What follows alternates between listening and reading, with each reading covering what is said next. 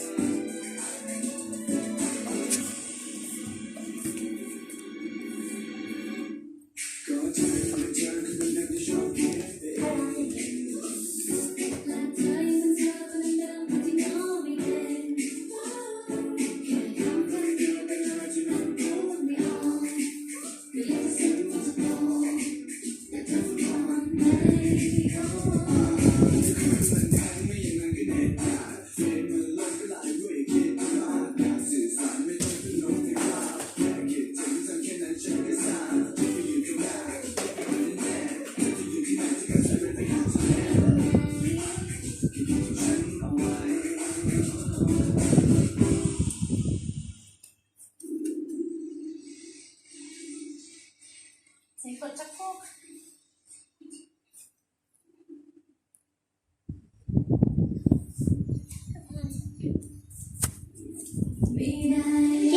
ฉันไม่แค่อยากใช่ไหมวันนี้ใช่ไหม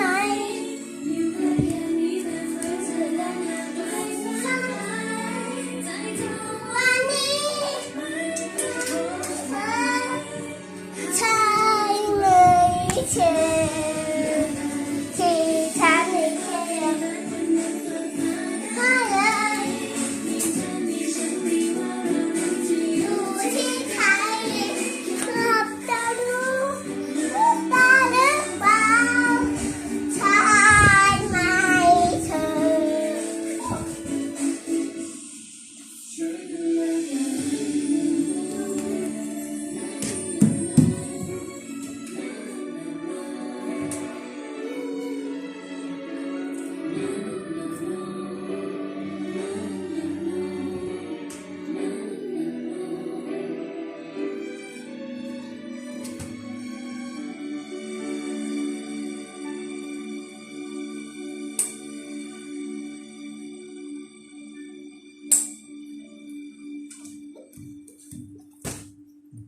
บอกเลยอยากฉันไม่แค่อยากรู้ว่ามันไม่ใช่วันนี้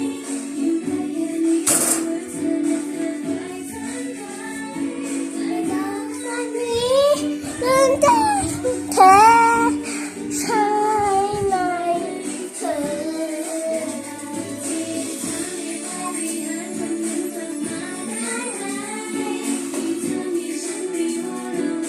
อยู่ที่เธอ